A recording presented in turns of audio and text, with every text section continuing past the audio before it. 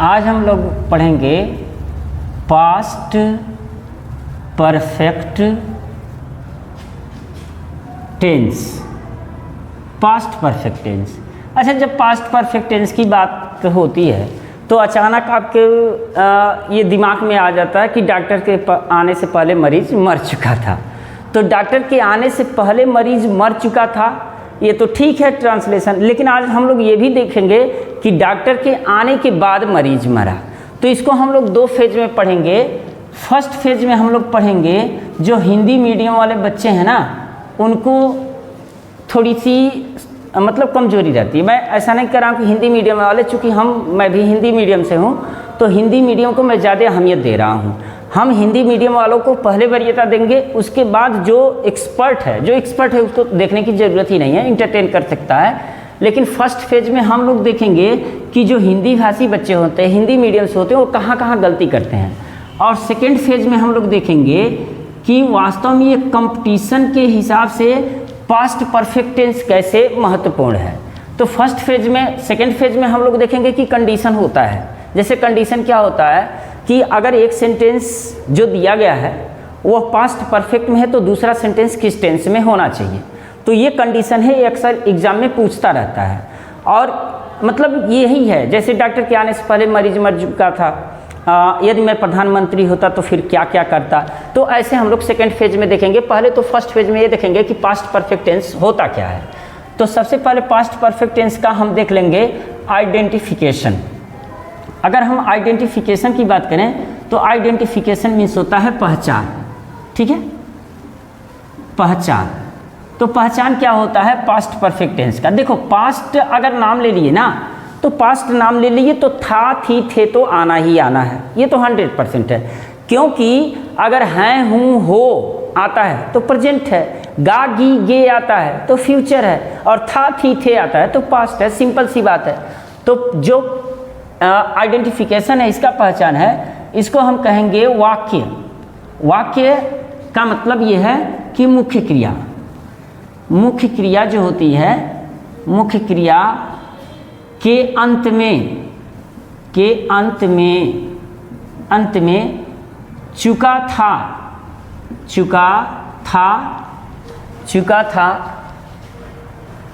चुकी थी, चुके थे, या था, ई थी, या था, ये थे कर दे रहे हैं, ये थे, इत्यादि आते हैं। आप ऐसे जानो कि जब कोई सेंटेंस हम बोलेंगे ना, तो जब वाक्य के अंत में चुका था, चुकी थी, चुके थे, या था, ई थी आएंगे तो पास्ट परफेक्ट होगा। लेकिन पास्ट परफेक्ट का मतलब क्या है कि पास्ट में ही कोई एक्शन कंप्लीट हो चुका होता है। जैसे मैंने उसको मार दिया था, मार के भाग आया है ना, मार दिया था, मेरा काम खत्म हो गया था। तो पास्ट में जो होता है, आप ये कहोगे कि जो एक्शन होता है ना, वो एक्शन पास्ट में ही समाप्त हो जाता है, पास्ट में कंप्लीट हो जाता है, पास्ट में ही क्या होता है, कंप्लीट हो जाता है। ठीक है। अब जैसे देखो, मैंने अपना काम कर लिया था या पूरा कर लिया था। तो कर लिया था, ये दो तरह से पास्ट परफेक्ट है। कैसे दो तरह से?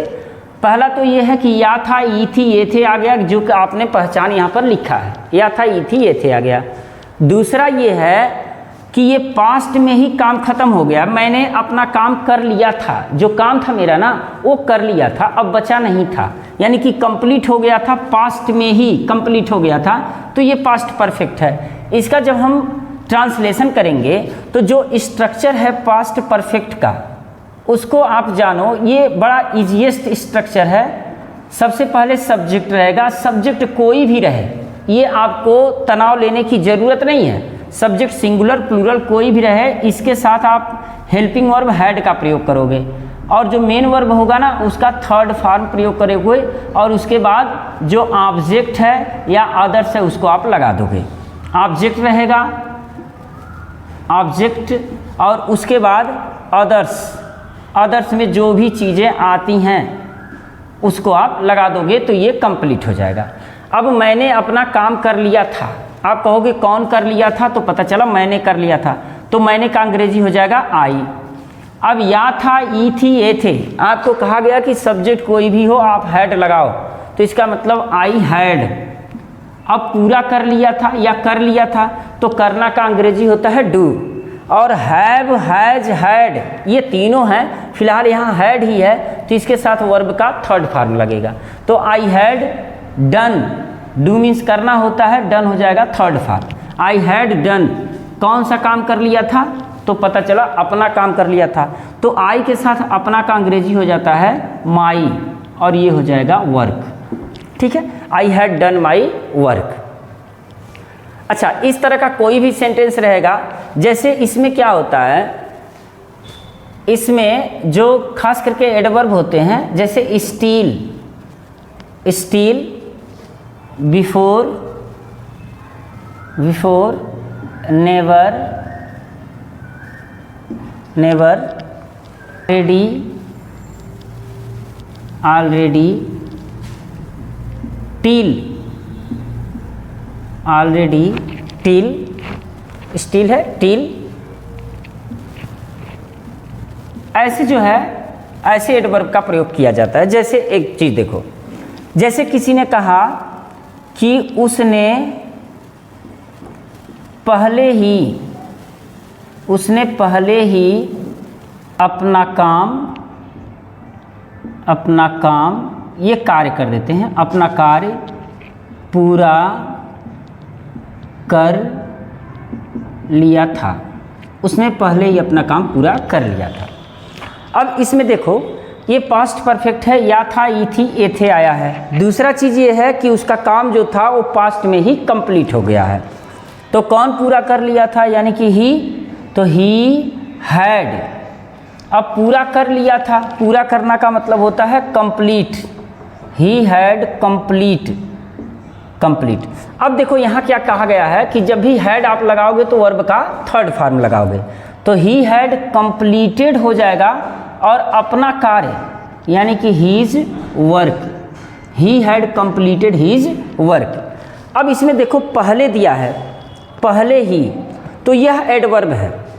देखो एडवर्ब का प्रयोग जो होता है वह वर्ब के पहले भी होता है और वर्ब के बाद भी होता है, और ऑब्जेक्ट के बाद भी होता है। तो पहले ही का अंग्रेजी अगर आप बिफोर लगाओगे तो यहाँ लग जाएगा बिफोर, और अगर पहले लगाओगे तो ही हैड के बाद यहाँ ऑलरेडी यहाँ लग जाएगा। तो आप चाहो तो बिफोर बाद में लगा लो, या तो दूसरी तरह से सेंटेंस बनाते हो तो हो जाएगा he had already, already completed, completed his work, या तो ऐसे हो जाएगा। बात समझ में आई? आगे देखो, जैसे वे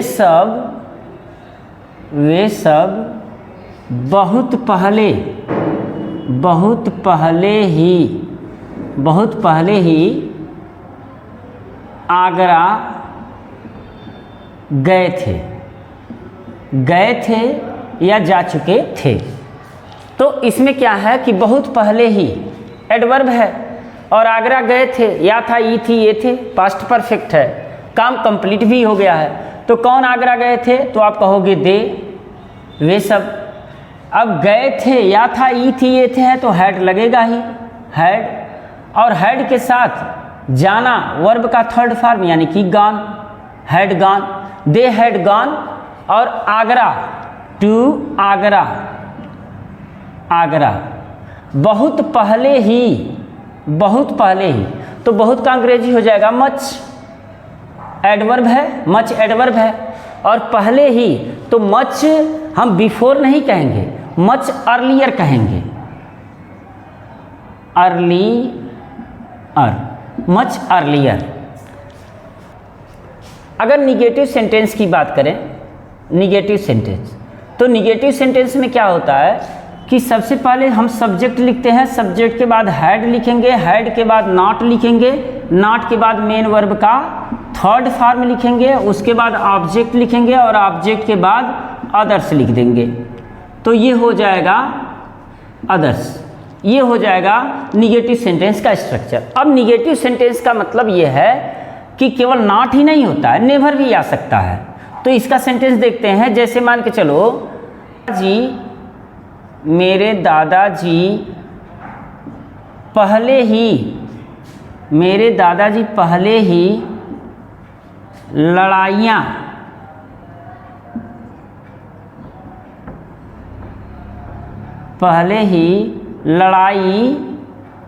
लड़ चुके थे, लड़ चुके थे।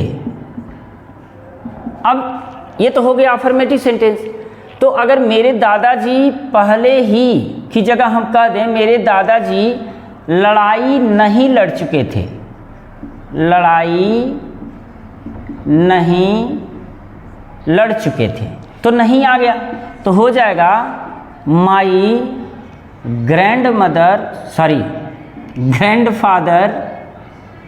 अब देखो नहीं है ना, तो हैड के बाद आप नॉट लगाओगे, हैड नॉट, और फाइट का थर्ड फॉर्म हो जाएगा फॉट,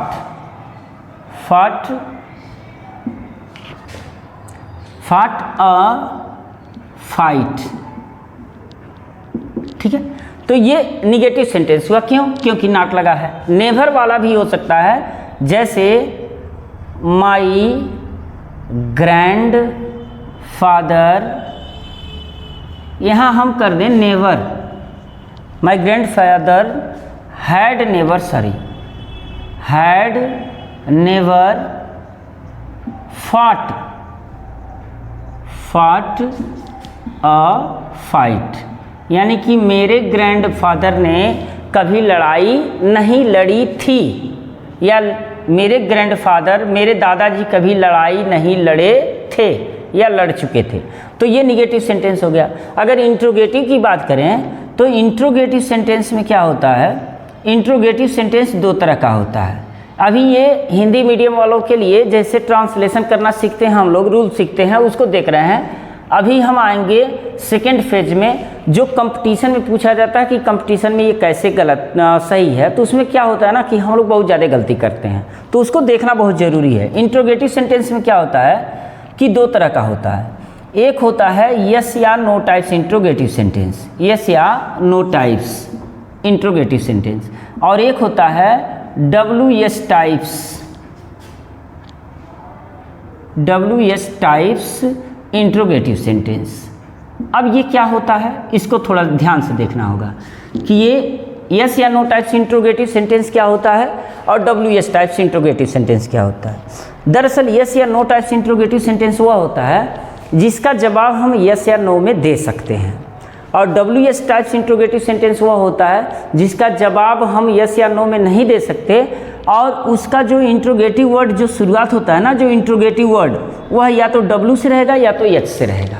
इसको आप थोड़ा सा देखोगे तो समझ पाओगे। जैसे यस या नो टाइप्स इंट्रोगेटिव सेंटेंस क्या होता है, अगर हिंदी में हम बात करेंगे तो इसमें क्या पहले रहेगा, क्या वे सब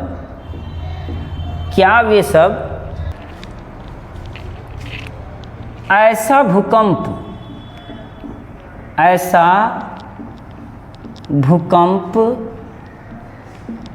नहीं देखे थे, क्या वे सब ऐसा भूकंप नहीं देखे थे, इंट्रोगेशन मार्क यानी कि क्वेश्चन मार्क। तो इसमें क्या है कि क्या पहले है, तो जब क्या पहले रहता है तो इसका जब हम ट्रांसलेशन करते हैं ना, तो क्या की अंग्रेजी व्हाट नहीं लिखते हैं, ये बहुत बड़ी गड़बड़ी होती है। क्या नहीं लिखना चाहिए कब, जब क्या पहले हो तब। तो क्या वे सब ऐसा भूकंप नहीं देखे थे, तो आप कह सकते हो कि नहीं। क्या वे सब ऐसा भूकंप देखे थे, सर इसमें निगेटिव भी आ गया है, तो भी कोई दिक्कत नहीं है। क्या वे सब ऐसा भूकंप नहीं देखे थे, तो आप कहोगे नहीं। क्या वे सब ऐसा भूकंप नहीं देखे थे, तो आप कहोगे हाँ। तो इसमें से एक काम करते हैं, ये नहीं हटा देते हैं, ठीक है। अब देखो क्या वे सब ऐसा भूकंप देखे थे, तो आप कहोगे हाँ। क्या वे सब ऐसा भूकंप देखे थे, आप कहोगे नहीं। तो या तो नो से जवाब दे सकते हो या तो यस से जवाब दे सकते हो, इसलिए इंट्रोगेटिव सेंटेंस है। कौन सा इंट्रोगेटिव सेंटेंस? यस या नो टाइप्स इंट्रोगेटिव सेंटेंस। अब जब भी क्या पहले रहता है तो क्या की अंग्रेजी हम व्हाट नहीं लिखते हैं, तो फिर लिखते क्या है? इसको हम देखते हैं कि ये टेंस कौन सा है, तो हम पाते हैं कि ये तो पास्ट परफेक्ट टेंस है, और जब पास्ट परफेक्ट टेंस होता है तो हेल्पिंग वर्ब लगता है हैड, और ऐसे में हैड को हम सबसे पहले लिख देंगे हैड। के बाद हमें सब्जेक्ट मिलेगा, कौन देखे थे, तो वे सब, तो हैड दे, ठीक है सब्जेक्ट। और सब्जेक्ट के बाद हमें क्या चाहिए? वर्ब चाहिए। वर्ब का मतलब देखे थे यानी कि लुक्ड, यानी कि हैड के साथ हमेशा वर्ब का थर्ड फॉर्म। ऐसा भूकंप का मतलब हो जाएगा सच अर्थक्वेक, अर्थक्वेक। अब ये क्वेश्चन मार्क लग गया। अब इससे क्या पता चलता है कि ये इंट्रोगेटिव सेंटेंस है। क्यों इंट्रोगेटिव सेंटेंस है? क्योंकि हेल्पिंग वर्ब पहले लगा है और क्वेश्चन मार्क लगा है, और जब भी हेल्पिंग वर्ब पहले लगता है तो ये यस या नो टाइप्स इंट्रोगेटिव सेंटेंस कहा जाता है। क्यों? क्योंकि इसका जवाब हम यस या नो में दे सकते हैं। Had they looked such earthquake, क्या वे सब ऐसा भूकंप देखे थे, तो आप कहोगे यस, कोई कहेगा नो, तो यस या नो में जवाब मिल जाएगा, इसलिए इसको हम यस या नो टाइप्स इंट्रोगेटिव सेंटेंस कहेंगे। WS टाइप्स इंट्रोगेटिव सेंटेंस क्या होता है, उसको कैसे हम जानेंगे कि ये WS टाइप्स इंट्रोगेटिव सेंटेंस है, उसको आगे देख रहे हैं। देखो WH टाइप इंट्रोगेटिव सेंटेंस क्या होता है कि जैसे हमने कह दिया कि वे सब क्या, वे सब क्या खाए थे, वे सब क्या खाए थे, तुम सब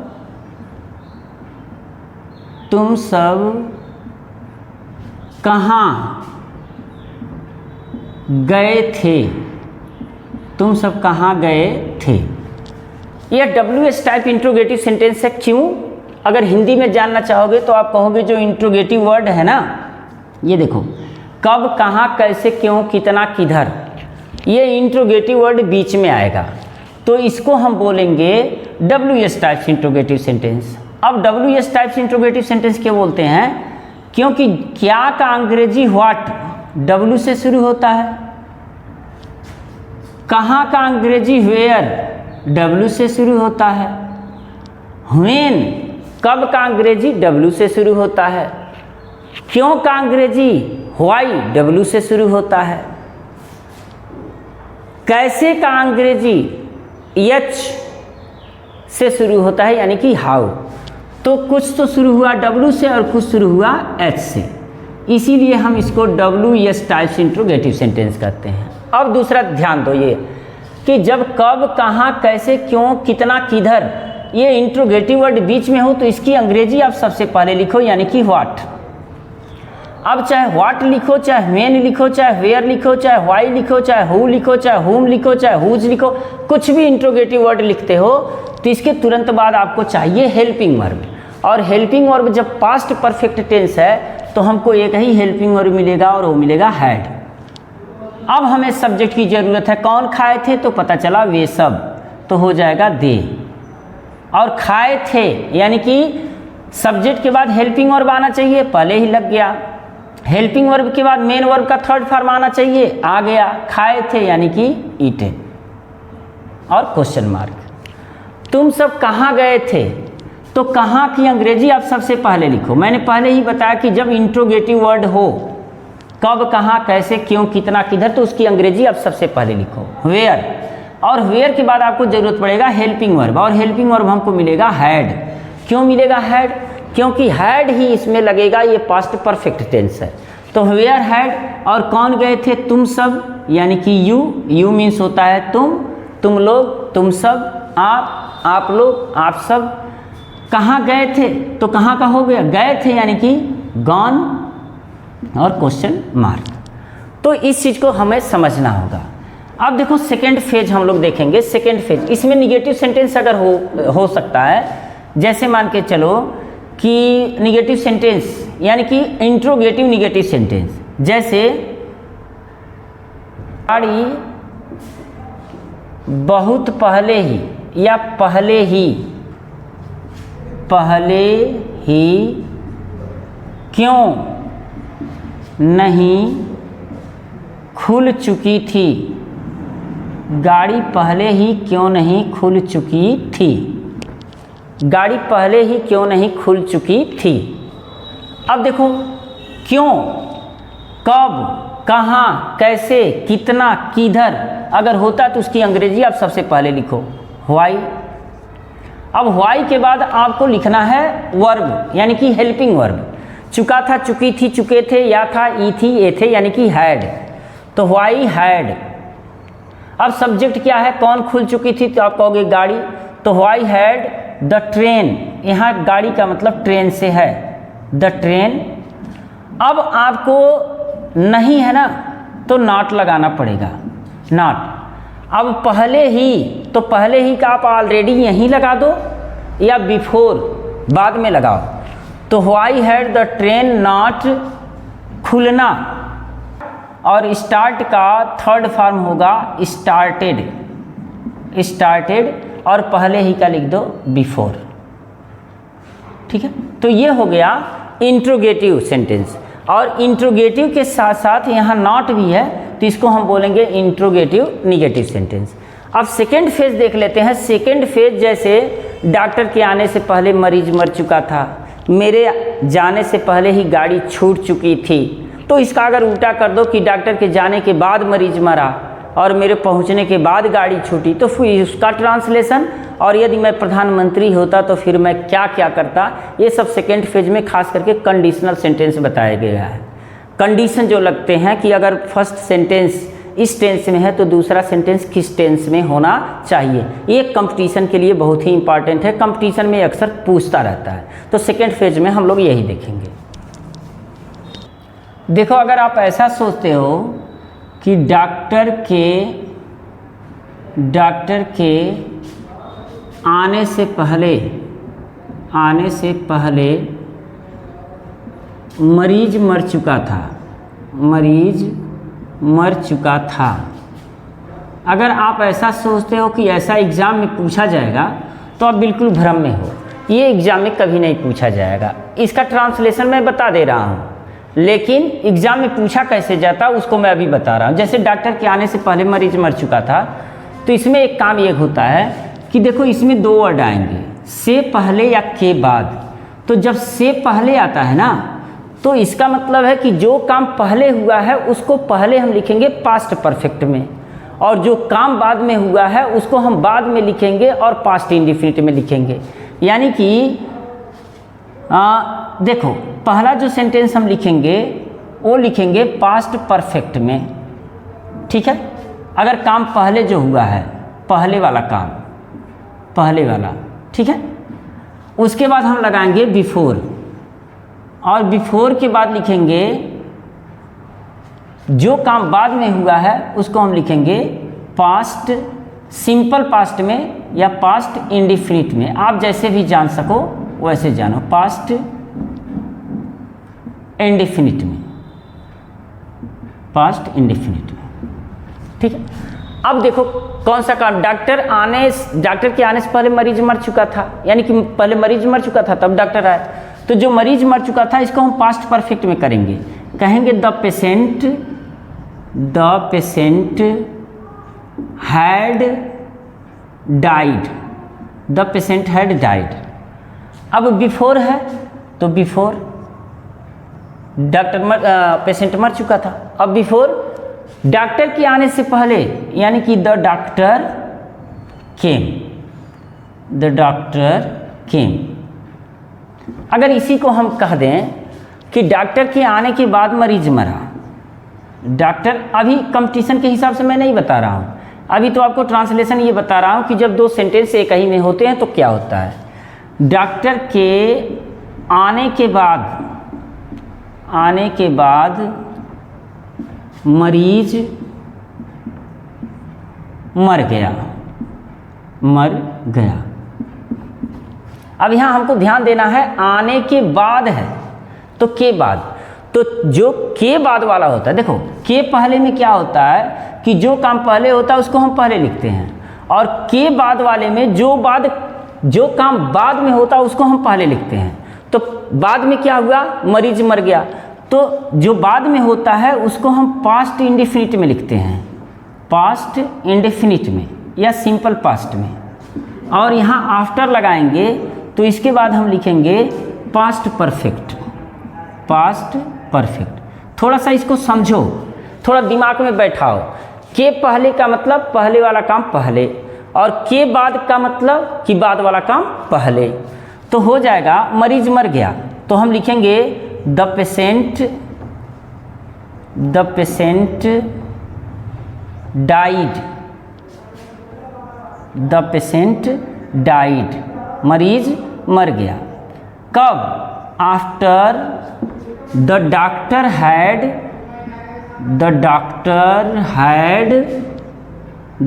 हैड कम। ठीक है, ये बात थोड़ा सा ध्यान से समझना होगा कि अगर के से पहले है तो से पहले का मतलब जो काम पहले होगा उसको पास्ट परफेक्ट में पहले लिखेंगे। देखो एग्जाम में कैसे पूछा जाता है, इफ के साथ कभी कभी अनफुलफिल विश को बताया जाता है। If she had invited me in her birthday party,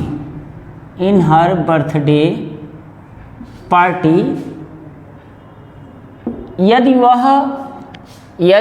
वह अपने बर्थडे पार्टी में यानी कि जन्मदिन की पार्टी में मुझे निमंत्रण दी होती, ये बुलाई होती, तो मैं वहाँ ज़रूर जाता, यानी कि I would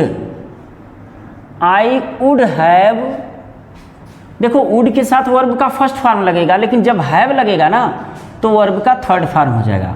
I would have gone there. अब देखो यहाँ जब भी पास्ट परफेक्ट हो, इफ के साथ पास्ट परफेक्ट हो तो वुड के साथ हैव प्लस वर्ब का थर्ड फॉर्म लगाते हैं।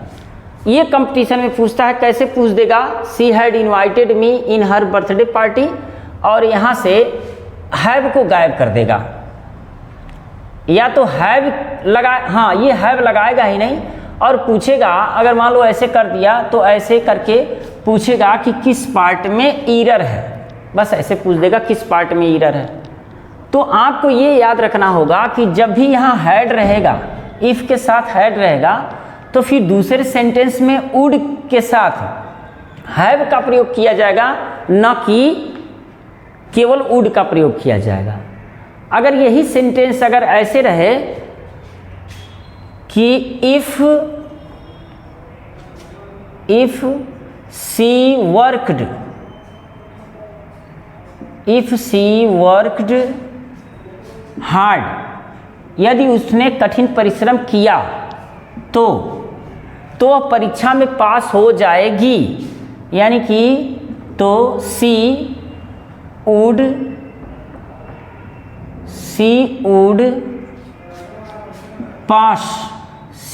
पास इन द एग्जाम। अब देखो यहाँ क्या है कि इफ के साथ अगर ये पास्ट इंडेफिनिट में है सेंटेंस और फिर कामा के बाद जो दूसरा क्लॉज है तो इसके साथ वुड का प्रयोग किया जाएगा। ये बहुत ही बेहतरीन और सबसे अच्छी चीज़ है। कोई भी एग्ज़ाम हो उस एग्ज़ाम में ये पूछता है। यदि इफ के साथ पास्ट परफेक्ट है तो दूसरा जो क्लॉज है उस क्लॉज में वुड हैव लगेगा, और जब वुड हैव लगेगा तो वर्ब का थर्ड फॉर्म लगेगा। और यदि इफ के साथ पास्ट इंडेफिनिट है तो दूसरे सेंटेंस में केवल वुड लगेगा, और जब वुड लगता है तो वर्ब का फर्स्ट फॉर्म लगता है। जितने मॉडल वर्ब हैं can, could, may, might, would, should, ये सब के साथ वर्ब का फर्स्ट फॉर्म लगता है इन द एग्जाम। ये एग्जाम में पूछता है। अलग देखो एक और है, जैसे the bus had arrived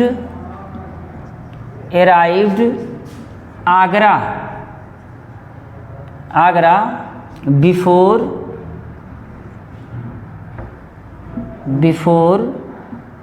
I went there. इसमें कैसे पूछा जाता है? देखो यहाँ पर बिफोर है ना, ये चीज़ ध्यान देना है कि जब बिफोर लगा हो या आफ्टर लगा हो तो एक सेंटेंस पास्ट परफेक्ट में रहेगा तो दूसरा सेंटेंस पास्ट इंडिफिनिट में रहेगा। अगर पहला पास्ट इंडिफिनिट में हो, जैसे I went there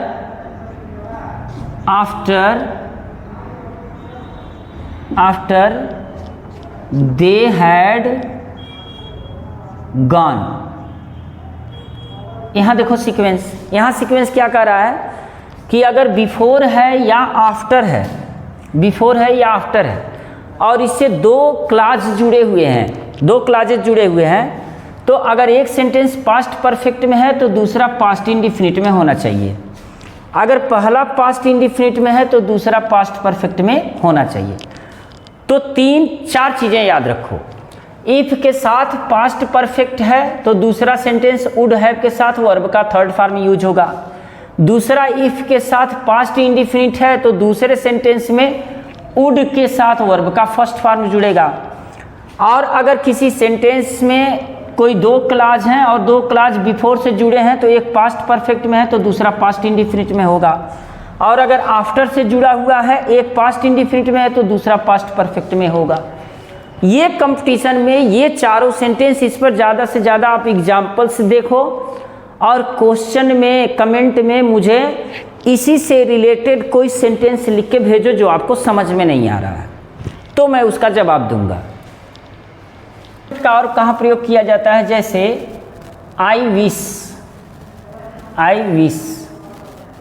would that, ओ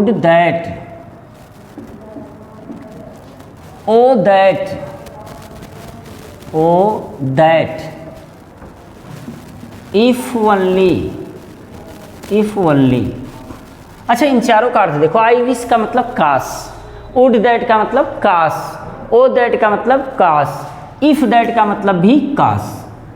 अगर आप कहते हो कि काश मैं प्रधानमंत्री होता तो I wish I had a prime minister. काश मैं एक प्रधानमंत्री होता। बहुत बड़ा हो गया क्या? प्राइम मिनिस्टर, ठीक है। काश मैं एक प्रधानमंत्री होता, एक प्राइम मिनिस्टर होता।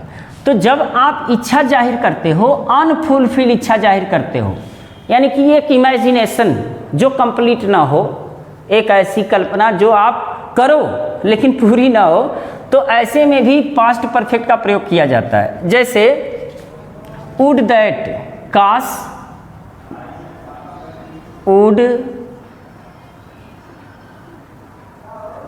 वुड दैट काश प्रियंका मेरी पत्नी होती, यानी कि प्रियंका हैड माई वाइफ। अगर आप यहाँ तक पहुँचे हो तो एक बार कमेंट जरूर करना कि सर मैंने प्रियंका को देखा है, क्योंकि यहाँ तक बहुत लोग नहीं देखेंगे। अगर आप पहुँच रहे हो तो एक बार कमेंट जरूर कर देना, सर मैंने प्रियंका को देखा है या प्रियंका को मैं जानता हूँ। ठीक है, तो मुझे लग रहा है कि पास्ट परफेक्ट से जितने इससे रिलेटेड थे सारे क्वेश्चन या सारे डाउट को मैंने क्लियर कर दिया है। अगर आपको लग रहा है कि नहीं अभी कुछ डाउट बचे हैं तो आप कमेंट में क्वेश्चन पूरा लिखिए, तभी मैं समझ पाऊँगा। तो वीडियो देखने के लिए धन्यवाद। लेकिन अगर चैनल पर नए हैं, अंग्रेजी पढ़ रहे हैं तो सब्सक्राइब कर लीजिए, वीडियो को लाइक कीजिए, मित्रों में शेयर कीजिए। मिलते